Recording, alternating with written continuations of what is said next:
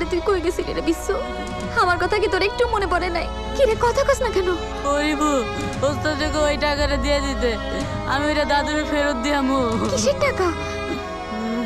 কার দাদু? এই টাকা ওই ফেরত দিতে চায়। এই ঢাকা শহরে টাকা উইরা বেড়ায়? আমার এইখানে একবার টাকা ঢুকলে আর জীবনে ফেরত যায় না। আমি না বলা পর্যন্ত ওই টাকা হাত দিবেন না। এটা বিচ্ছুর টাকা। বিচ্ছু যেমনে বলবো তেমনে হইব। বিচ্ছু চল।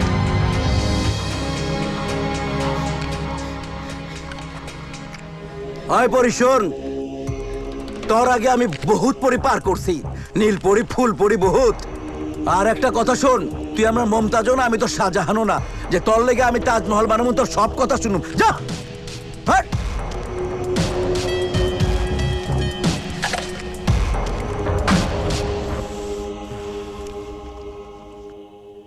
দাদু আমার খুব আদর করতো, তার পোলার সাথে নাকি আমার খুবই মিল আছে, হের লিগে আরো বেশি করতো। আমার থেকেও বেশি আদর করে? হাসি কি হইল? আরে আমি তো ওই বাসায় থাইকা যাইতাম। তাইলে আইলি কেন? তোমার লিগা। শুনি নাই, আবার বল।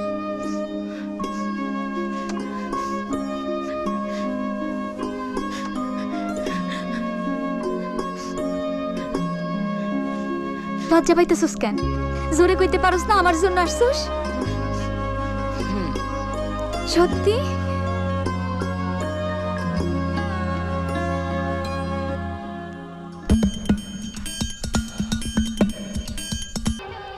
আরিফ কেমন আছো?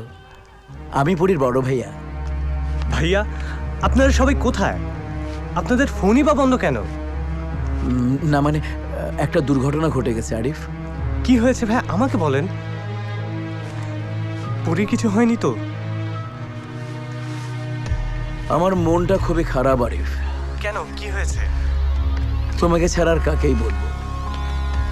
এখন আমি কি করব কিছুই বুঝতে পারছি না। কি হয়েছে ভাই, আমাকে বলবেন তো? তোমার পরি তো বাসা থেকে পালিয়ে গেছে।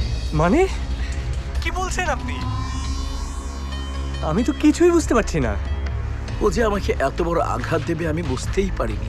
আপনি পরিষ্কার করে বলেন পরীর কি হয়েছে। আমারও তো কোনো হিসাবে মিলছে না। ও নাকি কাকে ভালোবাসতো, তার সাথে ঝগড়া করে তোমার সাথে বিয়েতে রাজি হয়েছে। ঝগড়া মিটে গেছে বলে তার হাত ধরে চলে গেছে। কি বলো এখন আমি কি করব? তোমার টাকাগুলো তো আমি খরচ করে ফেলেছি ভাই। আমি টাকা পয়সা চাই না, আমি আমি বিদেশেও যেতে চাই না। আমি শুধু পরীকে চাই। পরীকে ছাড়া আমি বাঁচবো না ভাই। আপনি পরীকে আমার কাছে এনে দেন প্লিজ। আমি আর কিচ্ছু চাই না ভাই, প্লিজ ভাই প্লিজ। আমি প্লিজ, পরীকে আমি খুব ভালোবাসি, খুব।